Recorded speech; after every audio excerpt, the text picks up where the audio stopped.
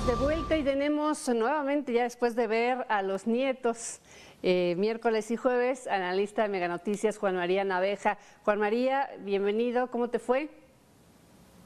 Me está yendo, todavía queda un par de aventuras, y así que ¿Ah? pues a los nietos siempre hay que tratar de acompañarlos el tiempo que se pueda. Y pues aquí me tienes, Marta, y sorprendido, cuando quieras le entramos al tema, pero sorprendido, perdón.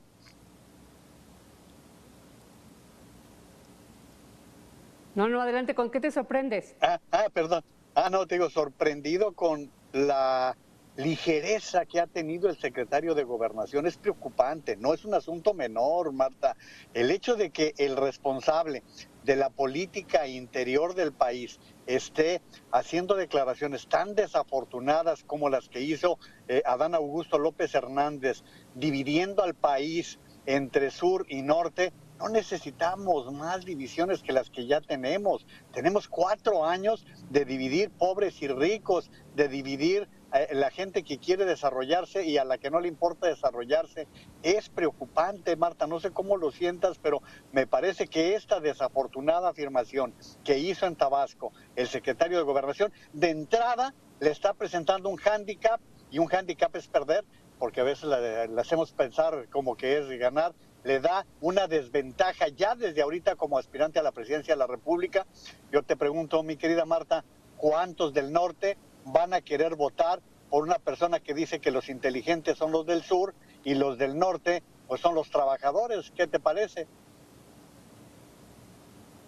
Oye, la verdad es que yo creo que está sucediendo con Adán Augusto, el secretario de Gobernación, algo similar de lo que sucede con el presidente Andrés Manuel López Obrador. Nos vamos con las declaraciones y con lo que nos parece escandaloso, que por supuesto que lo es, pero a veces se nos van las cosas un poquito más importantes y más profundas. Me parece que todo esto son distractores y obviamente también una intención de, por la buena o por la mala, colocarse en la agenda del grueso de la población, porque antes de hacer este tipo de declaraciones, pues quién sabía quién era Adán Augusto López, a pesar de que ya tenía meses en la Secretaría de Gobernación. Me parece que está siguiendo la estrategia de hablarle a determinado público y no realmente al que nosotros creemos. Me parece que es, te digo, intencional de estos monstruos de la comunicación y de esta estrategia que tienen en el gobierno de la Cuarta Transformación, como ellos mismos se dicen, ¿no? La verdad es que yo por ahí lo veo, Juan María. Tienes toda la razón, Marta, y yo abundaría que efectivamente son monstruos de la comunicación porque no saben lo que están haciendo.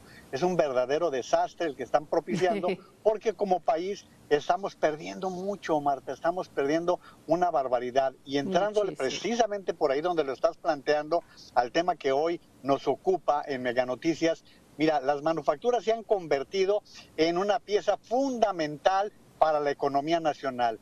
Es precisamente a través de la industria manufacturera que estamos sacando la economía adelante. ¿Por qué? Porque a través de las exportaciones, de las remesas, es por donde está llegando una buena cantidad de dinero y que nos ha permitido tener una economía pues más llevadera que lo que pudiera pensarse.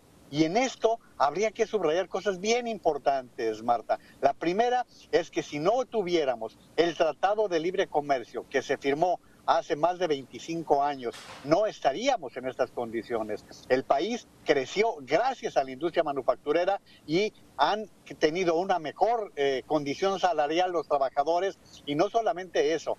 Además de tener mejores condiciones salariales, también tenemos gente más calificada, más capacitada, porque ha sido preparada por la industria para especializarse, para trabajar en todo eso. Entonces, el TLC, por eso hay que cuidarlo, porque México ha sido, sin duda alguna, el país más beneficiado de los tres. A los tres les ha beneficiado. No son hermanas de la caridad, ni estadounidenses ni canadienses.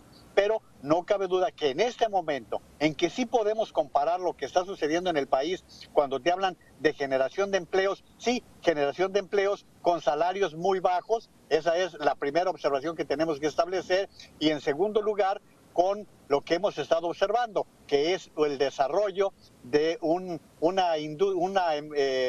mayor cantidad de trabajadores informales en todo el país. y esos trabajadores informales pues tienen la particularidad que no tienen ninguna prestación social y nos cuestan. ¿Por qué nos cuestan? Pues porque hay que darles atención médica, hay que darles estudios y todo esto implica recursos para poder tener mejores condiciones de servicios sociales. Se necesitan impuestos y si todos estos trabajadores no pagan impuestos, pues desde luego que hay menos recursos. Y lo que estamos viendo con la ley de ingreso que se está ya prácticamente autorizada, porque pues le cambiaron un par de cosas que Morena quiso modificarles, una de ellas que probablemente haya sido más decisión del presidente de la República que de ellos mismos, y en el Senado no creo que vayan a modificarlo. Por lo tanto, la ley de ingresos nos está marcando que el gobierno no va a tener los recursos suficientes para poder cubrir las necesidades. Ya habíamos hablado de que el presupuesto de egresos va a ser del orden de los 8 billones y que el país va a poder generar en materia de impuestos poco más de 7 billones. O sea, es 1 billón que sácale por donde quieras, Marta, o por deuda interna o por deuda externa. Pero ese será el camino. Y si no tenemos un marco regulatorio, un marco impositivo que nos permita sacar adelante, pues estarán endeudando el país cada vez más y además no vamos a estar desarrollando la plataforma de empleos que necesitamos, Marta. Sí, por supuesto, estábamos analizando ahorita específicamente el sector manufacturero y no por ello dejamos de lado el resto de las actividades que integran las actividades secundarias de la economía mexicana, pero la verdad es que justamente va uno analizando y como sí es cierto, hay una recuperación leve, pero hay una recuperación del empleo. Vamos viendo que se van creando puestos de trabajo, pero si uno analiza justamente eso que tú mencionabas del empleo informal, hay que analizar también los que son formales, pero que las prestaciones son cada día más precarias, que eso es un punto muy importante de lo que es la calidad del trabajo que está ofreciendo México y que formó parte, y no hay que olvidarlo, del tratado comercial que está citando. Si bien no está siendo una prioridad específicamente de Estados Unidos porque tiene sus prioridades sobre sus propios contratos y sus propios intereses y sus propias empresas, pues es una condición que tampoco estamos cubriendo como país y que tarde o temprano nos va a estallar tanto en la relación comercial como también en la estabilidad y en el contento, digamos, de la población, ¿no? Porque pues el tema de las dádivas no les está llegando a todos los trabajadores y entonces no va a rendir el fruto que el propio gobierno está pensando. Y citando al gobierno, Juan María, hoy en la mañana el presidente hablaba justamente del tema de la economía y él volvía a hablar de las remesas, de cómo la economía está, si bien no creciendo, por lo menos se está manteniendo, hablaba del tipo de cambio, en fin, para el presidente estamos muy bien como país. Es que él de economía no sabe, y no sabe ni de economía elemental. Ni si, se ve que en los 14 años que estuvo en la UNAM no aprendió los principios básicos de la economía. Recordemos, Marta, que durante los años de la pandemia, en el 2019, el crecimiento fue de 0.1. En el 2020 caímos 8 puntos. Si bien es cierto que el año pasado se crecieron 5 puntos y se cree que en este año el crecimiento puede ser del 1.5%, pues Marta todavía le sigue debiendo la economía nacional al país 2%. O sea que esa recuperación no se va a dar hasta el 2026, cuando seamos muy optimistas. No se ve cómo vaya a tenerse ese cambio. Lo que hace al tipo de cambio, sí, porque han entrado muchos dólares por la vía de las exportaciones y las remesas, yo lo digo con mucha frecuencia, Marta, las remesas es dinero de sangre. No crean ustedes que nada más a los venezolanos les va mal, como estamos viendo en las informaciones de los últimos días. Igual les va a los mexicanos en el cruce Estados Unidos, porque hoy en día son más los mexicanos que los de otras nacionalidades que están buscando entrar de indocumentados a los Estados Unidos. Así que no es para presumir, las remesas son la exhibición de un país que no fue capaz de retener a sus ciudadanos, y te digo una cosa, Marta, se nos van los mejores brazos. Esto me llevaría a regresar, porque me pusiste el balón de pechito, como se dice en el fútbol, me lo pusiste de manera de entrarle por lo que decía el secretario de Gobernación. se nos van los mejores brazos, se nos van los mejores talentos, que son los que aprovechan los Estados Unidos. Y ¿sabes qué? Esa industria manufacturera se desarrolla sobre todo en el norte del país, es en donde está creciendo, es donde están las maquiladoras, es en donde se quieren instalar empresas.